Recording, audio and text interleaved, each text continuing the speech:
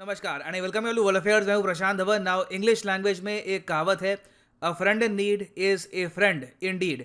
अब रिसेंटली देखा गया कि इंडिया ने बहुत ही बड़े स्केल पर हेल्प करनी स्टार्ट कर दिया रशिया की फूड शॉर्टेज से निपटने के लिए। यहाँ पर आप देख पाओगे, आपको आर्टिकल दिखेगा, India restarts tea rice and other exports to Russia.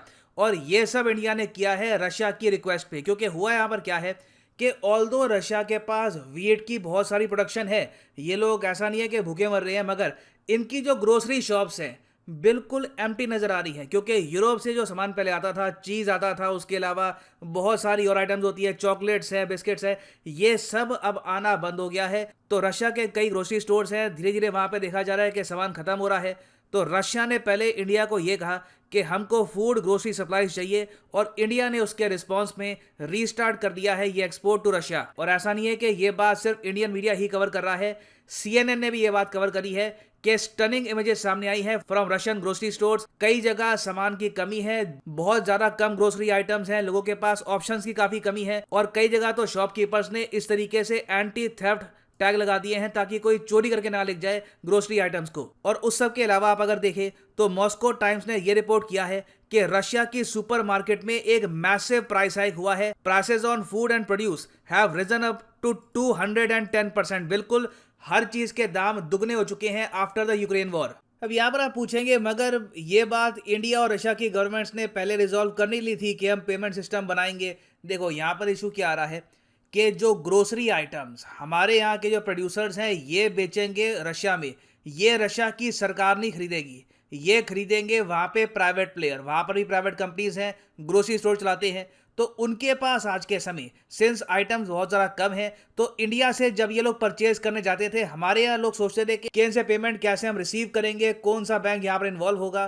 तो फाइनली यहाँ पर इंडियन गवर्नमेंट और रशियन गवर्नमेंट ने स्टेप इन किया है। वेरियस स्टेट्स में जो लोकल बैंक्स हैं उनको कहा गया है कि आप हमको यूज करिए रशिया के साथ इंपोर्ट और एक्सपोर्ट करने के लिए। और अभी हम बात कर रहे हैं सिर्फ ग्रोसरीज की। इन द फ्यूचर रशिया को बहुत ही बड़े स्केल पर दवाइयां और मेडिकल इक्विपमेंट भी चाहिए होगा इंडिया से। इंडिया ऑफ कोर्स कुछ हद तक ये एक्सपोर्ट ऑलरेडी कर रहा है रशिया को, मगर यूरोपियन और अमेरिकन कंपनीज ने एक बहुत ही बड़ा एरिया अचानक से खाली कर दिया मार्केट में, और उस एरिया को फिल करने के लिए कहीं ना कहीं इंडिया को एक बड़ा स्टेप लेना होगा। और अगर यहाँ पे आप सोच रहे हैं अच्छा, तो बेसिकली ऐसा नहीं है कि रशिया में फूड की कमी पड़ रही है या फिर बिल्कुल इमीडिएट अभाव है। इनकी ग्रोसरी जो शॉप्स है वहां पर काफी हद तक कमी है आइटम्स की। देखो मैं आपको यहाँ पर ये बता दूं, रशियन गवर्नमेंट के लिए बहुत ही इंपॉर्टेंट है ये बात अपने लोगों तक पहुंचा कर रखना कि डरने की आवश्यकता नहीं है। बेसिकली व्लादिमीर पुतिन ये चाहते हैं कि इनके लोगों को ये बात लगे कि घबराना नहीं है। अगर कोई ब्रांड हमारी कंट्री को छोड़ के जा भी रहा है तो हम उसकी रिप्लेसमेंट कर सकते हैं। फॉर एग्जाम्पल मैं आपको ये बताता हूँ, मैकडोनल्ड्स ने रशिया से पुल आउट कर लिया। रशिया ने अब रिसेंटली क्या किया, रशिया की सरकार ने खुद अपना एक ब्रांड बना दिया है, और इसका नाम है अंकल वेनियास। यहाँ पे आप देख पाओगे द्या वेनिया। ये इन्होंने मैकडोनल्ड का जो एम है ना उसको उल्टा कर दिया और उसको यहाँ पर बना दिया है वी। जी हाँ, वैसे आपको दिख रहा होगा कि ये बी जैसा दिख रहा है, मगर इस लेटर को ये प्रोनाउंस करते हैं इन रशियन एज वी। तो इसी तरीके से मैकडोनल्ड, सबवे, जो भी अमेरिकन ब्रांड्स ने रशिया से पुल आउट किया है, इमीडिएटली रशियन गवर्नमेंट उनका सब्सिट्यूट तैयार कर रही है। और जो भी कल को मान लीजिए चाय, चावल, वेरियस और ग्रोसरी आइटम्स इनके जो ग्रोसरी स्टोर्स हैं यहाँ से निकल चुकी हैं, इसको भी ये रिप्लेस कर रहे हैं ताकि रशिया की जो आबादी है ये डिमोरलाइज ना हो जाए। इनको ये ना लगे कि अरे अब तो हमारी ज़िंदगी बदल गई है, पहले कितनी आसानी होती थी, कितनी ऑप्शंस थी, कितनी सहूलियत थी। तो ये रशिया के लिए आप कह लीजिए एक साइकोलॉजिकली भी एक बहुत ही इंपॉर्टेंट सपोर्ट है कि इंडिया की तरफ से रेगुलर इनको सप्लाईज आती रहेगी ग्रोसरीज की। नाउ इवन दो इंडिया की तरफ से जो यहाँ पर स्टेप्स हैं मैं कहूँगा काफ़ी सराहनीय है, मगर मैं यहाँ पर ये भी ऐड करना चाहूँगा कि हम लोग बहुत कुछ एडिशनली कर सकते थे जो हमने अभी तक किया नहीं है। और इंडिया ने इन द पास्ट भी ऐसी जो एक गोल्डन अपॉर्चुनिटीज़ हैं ये गंवा दी हैं। समझाता हूँ आपको। अभी आज के समय आपको पता होगा रशिया बहुत हद तक अटैक कर रहा है यूक्रेन को। ईस्टर्न पार्ट में, दोनबास में बहुत सारा लैंड जो है यूक्रेन का, ये रशिया ने कब्जा लिया है। मगर आप जाओगे अगर 2014 में, तो आपको पता होगा कि उस टाइम रशिया ने यूक्रेन से जो क्राइमिया ये जो रीजन है ये हथिया लिया था, और ये सब बहुत ही आराम से हो गया था। उस वक्त यूक्रेन के पास कुछ खास अमेरिकन वेपन्स थे भी नहीं, मगर इसके रिस्पांस में 2014 में यूएस समेत यूरोपियन कंट्रीज ने रशिया पे बहुत सारे सैंक्शन लगाए। इवन G8 से भी रशिया को बाहर निकाल दिया। आज के समय जो G7 है ये G8 हुआ करता था। रशिया को बाहर निकाला गया आफ्टर क्राइमिया टेक ओवर। और फिर उसके बाद रशिया ने देखा था इंडिया और चाइना की तरफ कि इन कंट्री से हम जो डेयरी प्रोडक्ट्स हैं, जो एग्रीकल्चरल आइटम्स के प्रोडक्ट्स हैं, ये हम परचेज कर लेंगे। चाइना ने तो यह अवसर दोनों हाथों से पकड़ लिया, मगर इंडिया कुछ खास कर नहीं पाया। यहां पर आप देख पाओगे 2014 का आर्टिकल है, Indian government to seize opportunity to supply food products to Russia. Indian government ने कोशिश करी कि देखिए हम बहुत ही बड़े स्केल पर फूड भेजेंगे रशिया को, मगर 3 साल के बाद ये पता लगा कि इवन दो रशिया ने हमारे जो मिल्क प्रोडक्ट्स हैं इनको अप्रूवल दे रही थी। रशिया चाहता था कि इंडिया की तरफ से दूध, चीज, वेरियस और जो आइटम्स हैं इनकी आबादी परचेज करें, मगर हम लोगों ने कभी इतना एफर्ट डाला ही नहीं और इंडियन कंपनीज ने कभी भी प्रॉपर्ली रशियन मार्केट को एंटर किया ही नहीं है। और इस वजह से हमने ये देखा कि इंडिया रशिया का ट्रेड जहां पर आज भी $15 बिलियन, मैक्सिमम 15 से लेकर $16 बिलियन के आसपास झूलता है, रशिया चाइना का ट्रेड आप अगर देखो तो इट इज स्काई रॉकेटिंग। अभी रिसेंटली बताया गया है कि जो बायलैटरल ट्रेड है बिटवीन रशिया और चाइना ये $150 बिलियन के आसपास पहुंचने वाला है।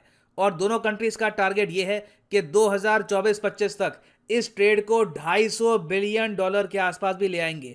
और देखिए इसका रीजन ये है कि रशियन मार्केट पे जहां भी कमी आई कि ठीक है एप्पल ने पुल आउट कर लिया, सैमसंग ने पुल आउट कर लिया, चाइनीज स्मार्टफोन मैन्युफैक्चरर्स ने और ज्यादा यहां पर एक्सपोर्ट करना स्टार्ट कर दिया। शाओमी, रेडमी, सबके जो लेटेस्ट मॉडल्स हैं ये इन्होंने एक्सपोर्ट करने स्टार्ट कर दिया रशिया को। उसके अलावा इलेक्ट्रॉनिक अप्लायंसेस, टीवी, फ्रिज, बहुत सी चीजें आज के समय चाइना एक्सपोर्ट कर रहा है टू रशिया। वेरास आप इंडिया की तरफ से देखो तो रिसेंटली एक बहुत ही खराब हमको सीन देखने को मिला जब इन्फोसिस जो हमारी एक दिग्गज आईटी कंपनी है, इन लोगों ने रशिया से एग्जिट ले लिया। हालांकि इसका रीजन डिफरेंट है, यूके में जो कोई फैमिली का इशू आ गया था वो मैं किसी और वीडियो में कवर करूंगा। मगर एक तरफ हम देख रहे हैं कि चाइना की जो दिग्गज कंपनीज हैं ये रशियन मार्केट को कंप्लीटली कैप्चर कर रही हैं। दूसरी तरफ हम देख रहे हैं कि इंडियन कंपनीज उतने अग्रेसिवली रशिया में अपनी सेल्स नहीं बढ़ा रही जितना मेरे हिसाब से बढ़ाना चाहिए, क्योंकि एक बहुत ही इंपॉर्टेंट सेक्टर है ऑटोमोबाइल का सेक्टर। वहां पे हमारी इतनी बड़ी कंपनीज हैं, टाटा है, महिंद्रा है, these companies can really replace a lot of American brands. तो इवन दो अभी के लिए हम इमरजेंसी टाइम में आप कह सकते हैं रशिया की फूड शॉर्टेज को पूरा कर रहे हैं, मगर the opportunity is so big. ऐसा अवसर मुझे लगता नहीं है कि इन द फ्यूचर फिर से आएगा। मैं आपको ये भी बता दूं कोई बड़ी बात नहीं है कि रशिया 1-2 हफ्ते में अगर मान लीजिए this is a big if, अगर यूक्रेन के साथ समझौता कर लेता है पीस को लेकर तो रशिया पर से बहुत सारे सैंक्शंस हट भी जाएंगे, तब ये जो अपॉर्चुनिटी है दिस विंडो विल क्लोज। तो I hope Indian companies Russia में एक्सपोर्ट बढ़ाएंगी। अगेन ये कोई हम यहाँ पे डिफेंस हार्डवेयर नहीं परचेज कर रहे कि हमको कोई आरोप लगाएगा कि जी आप फंड कर रहे हो रशियन गवर्नमेंट को, इसी से ही ये यूक्रेन पे अटैक करते हैं। रशिया के आम नागरिकों तक ग्रोसरी पहुंचाना कहीं से भी अपराध होगा नहीं। कोई कंट्री हम पे यहाँ पर खास आरोप नहीं लगा पाएगा ना। यहाँ पर मैं आपसे पूछूंगा कि वो कौन कौन से सेक्टर हैं जहां पे आप मानते हैं कि इंडियन कंपनीज बड़े स्केल पर एक्सपोर्ट कर सकती है टू रशिया। लिखेगा कमेंट सेक्शन में। मैं जेन्युइनली जानना चाहूंगा आपके ओपिनियन, जो बहुत अच्छे आंसर होंगे मैं कोशिश करूंगा कि उनकी कमेंट को हार्ट दूं। और अगर मान लीजिए बहुत ही ज़रा अच्छे तरीके से एक वेल स्ट्रक्चर्ड आंसर हुआ तो मैं उस आंसर को पिन भी कर दूंगा कुछ समय के लिए, ताकि बाकी लोग भी उसको देख पाएं।